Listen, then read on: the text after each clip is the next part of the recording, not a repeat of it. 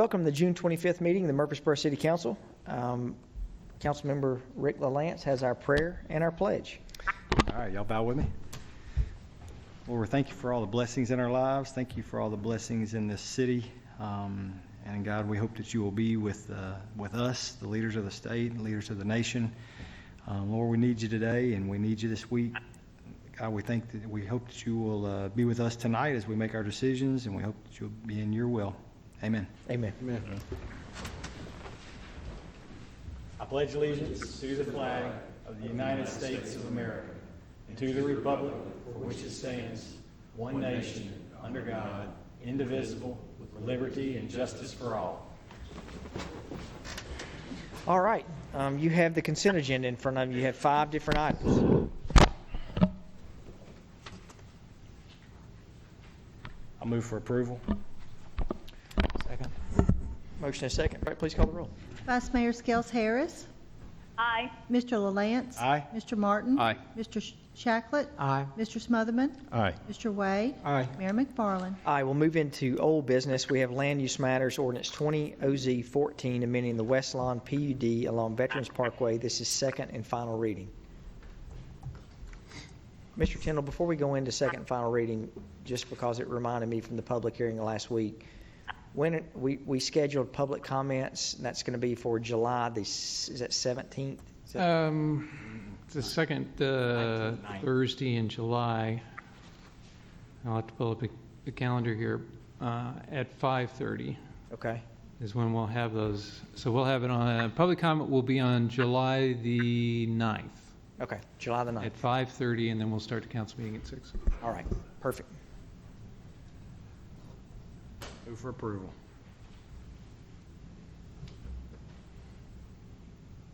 Second. Motion is second. Ms. Wright, please call the roll. Vice Mayor Skels Harris. Aye. Mr. LaLance. Aye. Mr. Martin. Aye. Mr. Shacklet. Aye. Mr. Smotherman. Aye. Mr. Way. Aye. Mayor McFarland. Aye. All right, we'll need to schedule a public hearing for Shelton Square Special Sanitary Sewer Assessment District. Water Resources. Mr. Gore. Mayor, City Council, thank you for the opportunity. Before you is a resolution calling for a public hearing for establishing the Special Sanitary Sewer Assessment District around Shelton Square subdivision. We're asking to schedule that public hearing for July 23rd, 2020. Anyone have any issues with July 23rd? I think this aligns with the other Planning Commission public hearings. I'll move for approval. Second. Motion is second. Ms. Wright, please call the roll. Vice Mayor Skels Harris. Aye. Mr. LaLance. Aye. Mr. Martin. Aye. Mr. Shacklet. Aye. Mr. Smotherman. Aye. Mr. Way. Aye. Mayor McFarland. Aye. Thank you, Mr. Gore. All right, we have on motion Resolution 20R18, amendment of the asset purchase and sales agreement with Middle Tennessee Electric Corporation. Mr. Tindall. Now, Mayor and Council, you recall back in January that Council approved an asset purchase and sale agreement selling the electric department's operations to Middle Tennessee Electric. What was discussed at that time was the necessity to get approval of that transaction, essentially approval of the assignment of the wholesale power contract from the TVA from the city to Middle Tennessee Electric. And we received that approval recently. It was conditioned on a couple of it was conditioned on about 5 or 6 different things, but there was one particular that applied to the city that we need to address. And what's before you today is an amendment to the agreement to address one of those conditions. And the two conditions concern the real estate that was involved with the original purchase and sale agreement that was to come to the city, which was the office and the storage yard over on Walnut, and then also the cost of installing fiber assets to the city buildings. Because of the amount involved is relatively small relative to the entire transaction, what was decided was to reduce the purchase price by the amount of those two figures, which amount to about $2.1 million, less than 1% of the purchase price, and amend the asset purchase and sale agreement to accommodate that and fulfill that condition. So what will happen is that at closing, the amounts will be satisfied. The building you'll notice in the resolution, which is attached, will be transferred from the accounting books for the electric department to the city's general fund. So it'll be an accounting transfer of that asset. It's not actually a cash transfer of available funds, but just the value of that asset will transfer over. I'm happy to answer any questions. If we get into accounting, I'm going to turn to Ms. Wright and Ms. Tucker and let them answer those questions. But in general, that's how the transaction will be addressed. So if you have any questions, please let me know. I had a couple questions, Mayor. Sure. One, the context of why those things were pulled out. Do we know any more detail about that? Is it because they were MED fixed assets that were differentiated from power poles and other things? Do we know?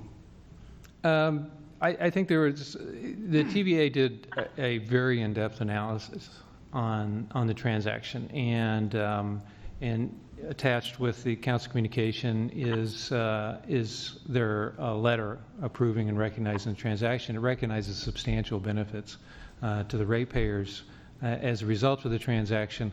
The focus on these particular assets, I think, had to do with perhaps how the transaction was structured.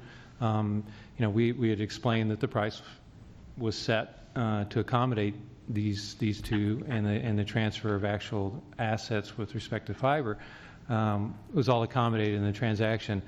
In their analysis, they didn't perceive it that way, and they desired to have it addressed differently, and this is one way to do that. Mr. Tindall, wasn't the main, or one of the issues that both of the evaluations that Middle Tennessee Electric did and that Murfreesboro Electric did included those assets in their evaluations? And when we negotiated the deal that we had, we removed those from the evaluation, but we didn't adjust the price. We kept the price as it was, and that was one of the issues they found. Well, yeah, I would take issue with how they did that, but I don't disagree. You're right. I'm just saying from TVA standpoint, they basically said you can't take the valuation of what you had on two independent evaluations, have those assets in the evaluation, keep the price the same, and get the asset at the same time. That wasn't fair to the ratepayer. So yeah. Yeah, from what I understand from Power Board meeting yesterday, Mr. Minot explained a little bit of it. It sort of had to do potentially with precedent, as I understood it, is that, the TVA, the way that they're going to view this thing, if there are future mergers and other utilities that they, these were the types of assets that they didn't necessarily want to be included, is the way I kind of understood that from what Mr. Minot said. So it's not obviously a full explanation, but just as part of it. Yeah, I wouldn't equate regulatory thought with economics always, but we are where we are, and this is a way to address it. And one other thing related to the transfer of the funds to the general fund, I want to make sure I understand too. There's been a lot of discussion we had related to what the funds would be used for, operating, not versus operating. I want to make sure that transferring those funds to the general fund does not preclude us from separating that out in the future, and to make sure that we understand from a ratio standpoint what impact that will have on borrowing and other things, if any, once we pull it to the general fund. So you can talk about that just for a second. I tell you, I'll dovetail on that a little bit, because I had intended to bring up in other business tonight just the idea that we need to we either need to talk tonight more or talk tonight and set aside some time in next week's workshop or 2-week workshop. I mean, we got to get to some brass tacks on exactly what you're talking about. Now, as far as does this limit us, I mean, you need to know that right now, but I mean, I definitely tonight we need to set some time frames. I mean, and it kind of hit me, the reason I'm bringing it up, the reason I intended to bring it up in other business, because it hit me in the Power Board meeting yesterday. I mean, it's just part of how time flies, but I mean, July 1st is the hope date, we hope for closing date. That's next week. Yeah. Halfway through 2020 already somehow, but. Tyndall, can we set up at our next workshop as one of our agenda items the discussion to start that process on those funds? And I think, Mr. Tucker, good to have you here. that there's been a lot of discussion over, as we were having this initial thought on, how we were going to structure possible ways to use those funds. So I think it'd be good to have that information here as well. And then we can, as a council, start having, I don't know how quickly a decision could be made, but at least the discussion. Right, yeah, there are mechanisms to handle the funds, and Ms. Strucker can address that if we want to go into detail on it, but it won't restrict us from future decisions on how we go about that. And we do need to have that discussion. Part of the issue is, we kept waiting for the TVA to give us, and then, once we got the information, then we had to adjust it. So until we knew that, we didn't know if we were going to go forward at all. So there's somewhat of a scheduling. It would fall for next workshop, and we can certainly set it up at that point in time. Now, we won't have a full financial view of the city at that point in time because of what we were dealing with for the past few months. And we won't know that until the August timeframe. So, how full of a discussion we can have, because we're going to lack some context to that discussion next month, but we can certainly start the discussion then if council desires. That's not an issue. We can bring it, maybe we don't need to talk about it other business if we're gonna do that, but I think what my idea here is that, we probably need to the council probably needs to give some more specific direction to Mr. Tucker and Mr. Tyndall, as far as these are, I don't think we have to decide where every dollar is gonna go next week or 2 weeks from now, but at least some sort of, whittle that down into kind of what we think the bigger picture direction of that is, because, what Mr. Tucker's provided us with a few months ago is still pretty broad, kind of, maybe we can kind of do this or kind of do that. And so I just think we need to be able to say, hey, this is what we want to happen. Now you guys go kind of figure it out, put the details together on the legalities of it, and then we can get into the exact dollars and cents as we get closer. Yeah, and so next month, we can certainly talk conceptually about some of that. I mean, the exact figures won't, there's a period of time, if you recall, and you may not, because the closing document's rather long, but there's a period of time where we do have accounts that need to be adjusted within a 30-day period after closing. And so we've gotten to this point, we've rushed to set a closing date, and so we will close. Part of the money will be held in escrow for a time, and then there's that 30-day period to settle out the accounts, and then we'll really know exactly what the numbers. That doesn't mean we can't have in July a conceptual discussion of how the funds would be handled. Okay. Well, Adam? I'll tell you what, before you do that, you want to just knock this out, and then we can circle back to this? Because I'm good. I'll go ahead and make a motion that we approve this unless there's other discussion. Just one question. It's Sure, kind of a side question, but is the annual payment date going to be at the date of time of closing, or what is? Well, now I'm going to have to look it up. I don't, maybe Adam remembers when the first payment date? The annual payment? Maybe, Is that? You want the annual payment or the first payment? No, well, I know at closing there'll be a certain payment, but Right. at the end, the 17, whatever it was. I can't remember how we set that. If you give me a moment, when we come back to this, I'll have the answer. Okay, I appreciate that. Chris, do you, Say, Mr. Jones, do you remember when y'all are going to pay every year? Yeah, they might remember. First anniversary. First anniversary, okay. And if you'll let me make one more comment, I'll second the motion. But obviously, First anniversary bill. Okay. I had some concerns about this merger initially, as obviously the vote will reflect. But council's made a decision to do this, and I'm going to move forward with the council.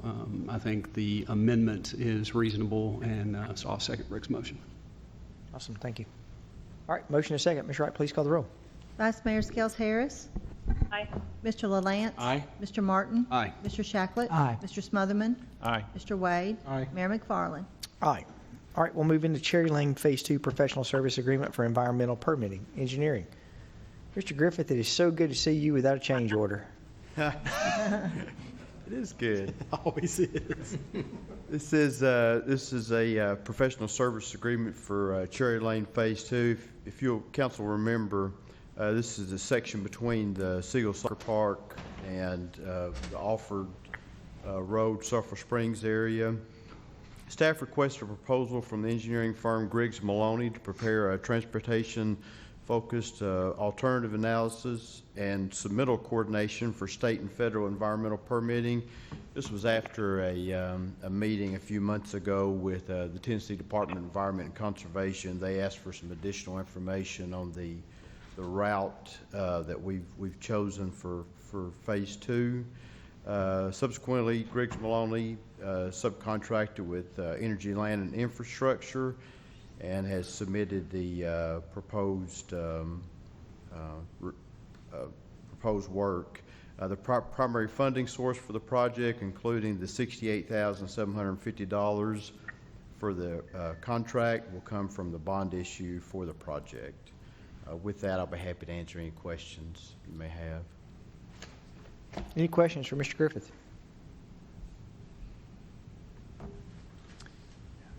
First anniversary. If there are none, I'll make a motion to approve. Second. Motion is second. Ms. Wright, please call the roll. Vice Mayor Skels Harris. Aye. Mr. LaLance. Aye. Mr. Martin. Aye. Mr. Shacklet. Aye. Mr. Smotherman. Aye. Mr. Wade. Aye. Mayor McFarland. Aye. Thank you, Chris. All right, we have board and commission appointments. We have appointments to the Board of Gas Examiners. This is from administration.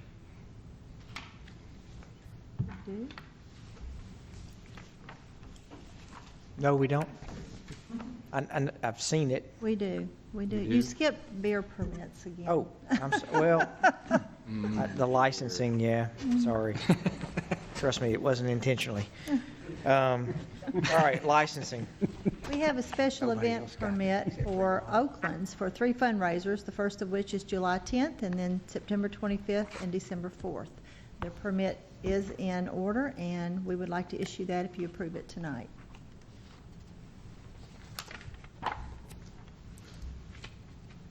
Move for approval. Second. Motion is second. Ms. Wright? Vice Mayor Skels Harris.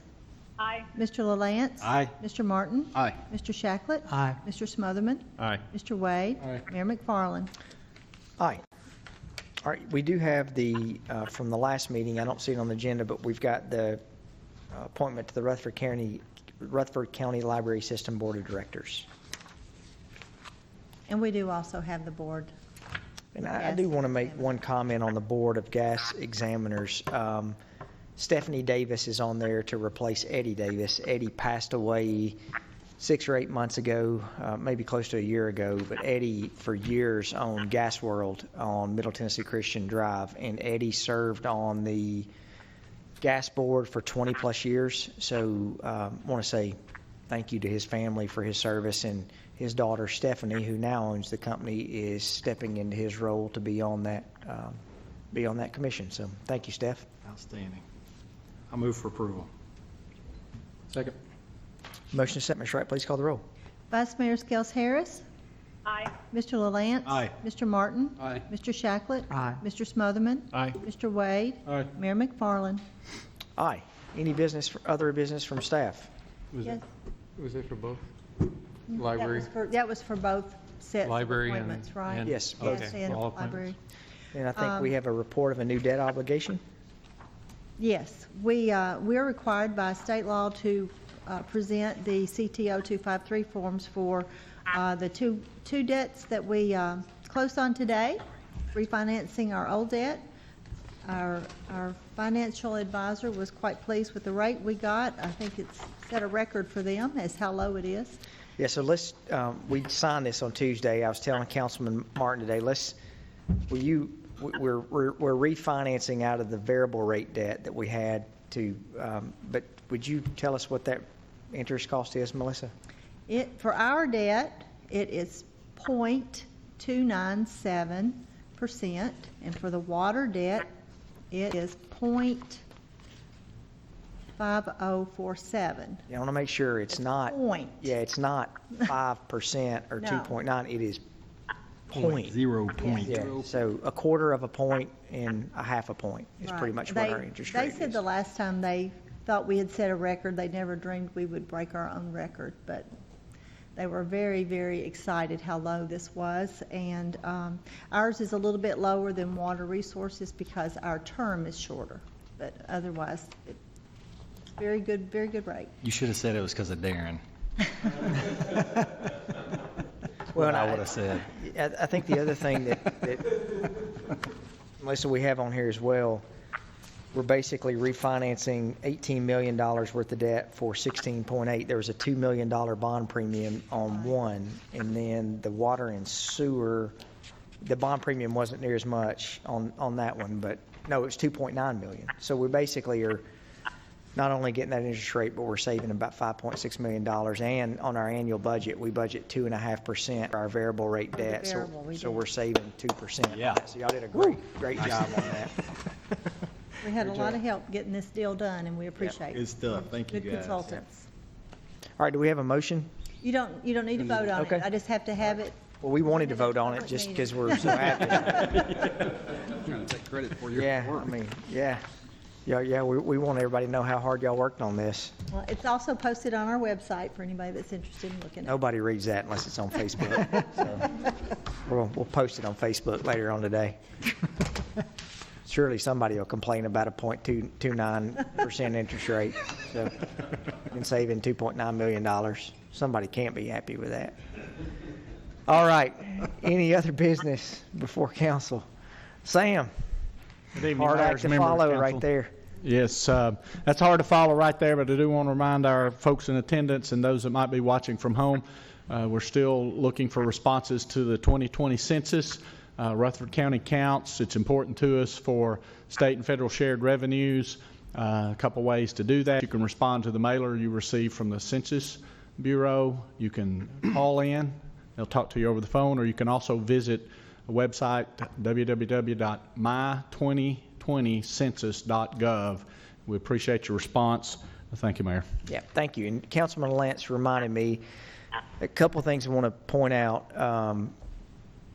COVID could not stop us celebrating July 4th and the independence of our country. And we have shifted gears this year and want to really make sure to point out our Parks and Recreation staff. We are having our July 4th annual celebration. Although there's not going to be a symphony and some of the things that we normally have, that's going to be on Medical Center Parkway behind the fire station. So there's all kinds of places you can park around downtown Murfreesboro or even out at Medical Center Parkway. But I was taping an interview this week with WGNS because there's going to be a simulcast that WGNS is doing for July 4th.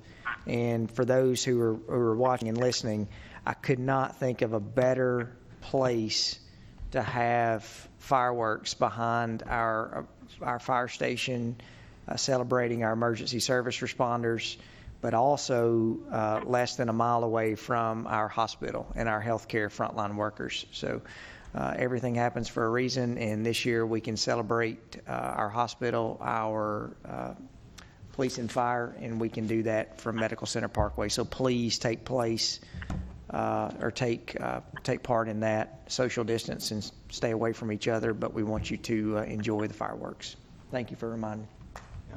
Thank you, WGNS, and thank you, City TV 3 and Parks and Recreation. So we will see y'all on July the 9th, correct? Right. Wednesday. Yeah. Happy July 4th, guys. All right, we'll stand adjourned.